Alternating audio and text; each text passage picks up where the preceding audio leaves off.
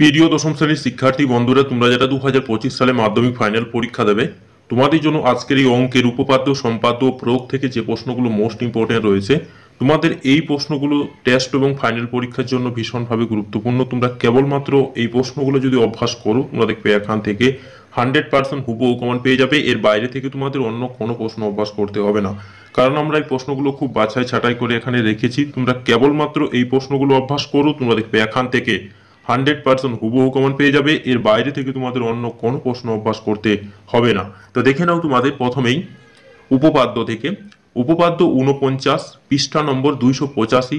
এই প্রশ্নটি 100% কমনযোগ্য প্রশ্ন, মোস্ট ইম্পর্টেন্ট। দেখো প্রথম প্রশ্নটি, পিথাগোরাসের উপপাদ্য, যে কোনো সমকোণী ত্রিভুজের অতিভুজের ওপর অঙ্কিত বর্গক্ষেত্রের ক্ষেত্রফল অপর দুই বাহুর অঙ্কিত বর্গক্ষেত্রের ক্ষেত্রফলের সমষ্টি সমান। এই প্রশ্নটি কিন্তু 100% কমনযোগ্য প্রশ্ন, মোস্ট ইম্পর্টেন্ট। তারপরেই প্রশ্নটি দেখো, 48 নম্বর উপপাদ্য, পৃষ্ঠা নম্বর 255। এই প্রশ্নটিও কিন্তু খুব গুরুত্বপূর্ণ রয়েছে। তবে যে প্রশ্নটি বললাম 49 নম্বর উপপাদ্য, সেই প্রশ্নটি কিন্তু ভীষণভাবে গুরুত্বপূর্ণ। দুই দাগের প্রশ্নটি দেখে নাও, যে কোনো সমকোণী ত্রিভুজের সমকৌণিক বিন্দু থেকে অতিভুজের ওপর লম্ব অঙ্কন করলে ওই লম্বের উভয় পার্শ্বটি ত্রিভুজদ্বয় সদৃশ্য এবং ওই ত্রিভুজগুলির প্রত্যেকে মূল ত্রিভুজের সঙ্গে সদৃশ্য। এই প্রশ্নটিও কিন্তু ভীষণভাবে গুরুত্বপূর্ণ। পরের প্রশ্নটি দেখো, 34 নম্বর উপপাদ্য, পৃষ্ঠা নম্বর 123। এই প্রশ্নটিও কিন্তু ভীষণভাবে গুরুত্বপূর্ণ রয়েছে।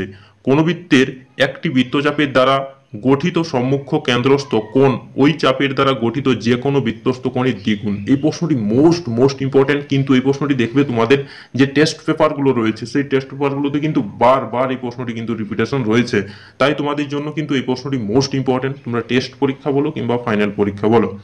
তারপরে দেখো 33 নম্বর উপপাদ্য, পৃষ্ঠা নম্বর 60। প্রমাণ করি যে বেশ নয় এরূপ কোনো জেককে যদি বৃত্তের কেন্দ্রবিন্দুগামী কোনো সরল রেখা সমখণ্ডিত করে, তাহলে ওই সরলরেখা ওই জেকের ওপর লম্ব হবে। এই প্রশ্নটিও মোস্ট ইম্পর্টেন্ট। 42 নম্বর উপপাদ্য দেখো, পৃষ্ঠা নম্বর 255। যদি দুটি বৃত্ত পরস্পরকে স্পর্শ করে, তাহলে স্পর্শ দুটি কেন্দ্রের সংযোগ সরলরেখার ওপর অবস্থিত হবে। এই প্রশ্নটিও মোস্ট ইম্পর্টেন্ট। তারপরে প্রশ্নটি দেখো, উপপাদ্য 40, পৃষ্ঠা নম্বর 208। বৃত্তের কোনো বিন্দুতে স্পর্শ ও স্পর্শ বিন্দুগামী ব্যাসার্ধ পরস্পর লম্বভাবে অবস্থিত হবে। এই যে প্রশ্নগুলো বললাম 6টি প্রশ্ন, এই 6টি প্রশ্ন কিন্তু ভীষণভাবে গুরুত্বপূর্ণ। তোমরা যদি কেবলমাত্র এই 6টি প্রশ্ন অভ্যাস করো, তোমরা দেখবে এখান থেকে হুবহু কমন পেয়ে যাবে। এর বাইরে থেকে তোমাদের অন্য কোনো প্রশ্ন অভ্যাস করার প্রয়োজন পড়বে না। তবে সব থেকে যদি গুরুত্বপূর্ণ বলি, তাইলে কিন্তু 49 নম্বর উপপাদ্য, এই প্রশ্নটি তোমরা টেস্ট পরীক্ষা বলো কিংবা ফাইনাল পরীক্ষা বলো, তোমরা দেখবে এই প্রশ্নটি হুবহু কমন পাবে, এতটা কিন্তু বলে গেলাম। তারপরে দেখে নাও, তোমাদের আর দুটি এক্সট্রা প্রশ্ন রয়েছে। এই প্রশ্নগুলো করতেও পারো, নাও করতে পারো। 50 নম্বর উপপাদ্য, পৃষ্ঠা নম্বর 286 এবং 41 নম্বর উপপাদ্য, পৃষ্ঠা নম্বর 211। এই প্রশ্নগুলো অতটা গুরুত্বপূর্ণ নয়, তাও তোমরা একটু দেখে নেবে। তারপরে দেখে নাও উপপাদ্য প্রয়োগ সাজেশন 2025। এখান থেকে তোমরা 3 মার্কস কিন্তু 100% গ্যারান্টি দিয়ে বলছি তোমরা এখান থেকে কমন পাবে। দেখো প্রয়োগ 21, পৃষ্ঠা নম্বর 138। এই প্রশ্নটি কিন্তু ভীষণভাবে গুরুত্বপূর্ণ।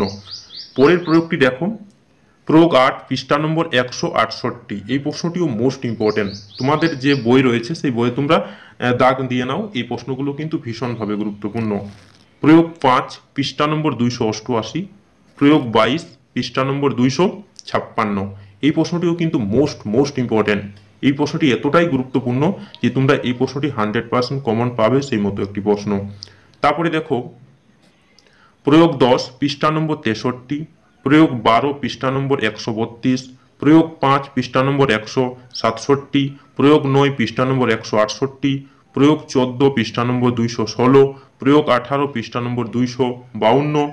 প্রয়োগ 19, পৃষ্ঠা নম্বর 255। এই যে প্রয়োগ থেকে এই প্রশ্নগুলো বললাম, এই প্রশ্নগুলো তোমরা খুব সুন্দরভাবে অভ্যাস করো, তোমরা দেখবে এখান থেকে 3টি নম্বর হুবহু কমন পেয়ে যাবে। এর বাইরে থেকে তোমাদের অন্য কোনো প্রশ্ন অভ্যাস করতে হবে না। তারপরে দেখে নাও সম্পাদ্য থেকে যে প্রশ্নগুলো আমরা রেখেছি, মাত্র দেখো তোমাদের জন্য আমরা 4টি প্রশ্ন রেখেছি। এই 4টি প্রশ্ন তোমরা যদি খুব সুন্দরভাবে অভ্যাস করো, তোমরা দেখবে এখান থেকে হুবহু কমন পেয়ে যাবে। এর বাইরে থেকে তোমাদের অন্য কোনো প্রশ্ন অভ্যাস করার প্রয়োজন পড়বে না। তো দেখে নাও, একটি সমদ্বিবাহু ত্রিভুজ অঙ্কন করো, যার ভূমির দৈর্ঘ্য 5 সেমি এবং সমান বাহুদ্বয়ের প্রত্যেকটি দৈর্ঘ্য 6 সেমি। ওই ত্রিভুজের অন্তর্বৃত্ত অঙ্কন করো, শুধুমাত্র অঙ্কন চিহ্ন দিতে হবে। এই প্রশ্নটি কিন্তু মোস্ট ইম্পর্টেন্ট, খুব গুরুত্বপূর্ণ প্রশ্ন। তারপরে প্রশ্নটি দেখো, জ্যামিতিক উপায়ে √21 এবং √24 মান নির্ণয় করো। এই প্রশ্নটিও মোস্ট ইম্পর্টেন্ট। পরের প্রশ্নটি দেখো, একটি ত্রিভুজ অঙ্কন করো যার ভূমির দৈর্ঘ্য 6.5 সেমি এবং ওই বাহু সংলগ্ন কোণ দুটির পরিমাণ 50 ডিগ্রি ও 75 ডিগ্রি। ওই ত্রিভুজের অন্তর্বৃত্ত অঙ্কন করো। এই যে তিনটি প্রশ্ন বললাম, এই তিনটি প্রশ্ন কিন্তু ভীষণভাবে গুরুত্বপূর্ণ। এই প্রশ্নগুলো তোমরা খুব সুন্দরভাবে অভ্যাস করো, তোমরা দেখবে এখান থেকে 100% হুবহু কমন পেয়ে যাবে। আরেকটি প্রশ্ন রয়েছে, দেখে নাও। 4.5 সেমি ভূমি এবং 6 সেমি উচ্চতা বিশিষ্ট একটি সমকোণী ত্রিভুজের অন্তর্বৃত্ত অঙ্কন করো। তো দেখো, কেবলমাত্র তোমাদের এই প্রশ্নগুলো ছিল, তোমরা এই প্রশ্নগুলো খুব সুন্দরভাবে অভ্যাস করবে, তোমরা দেখবে এখান থেকে 13 নম্বর হুবহু কমন পেয়ে যাবে। এর বাইরে থেকে তোমাদের অন্য কোনো প্রশ্ন অভ্যাস করার প্রয়োজন পড়বে না। তো ভিডিওটি যদি তোমাদের ভালো লেগে থাকে তাহলে চ্যানেলটাকে নিশ্চয়ই সাবস্ক্রাইব করে দেবে এবং লাইক করতে নিশ্চয়ই ভুলবে না। ধন্যবাদ।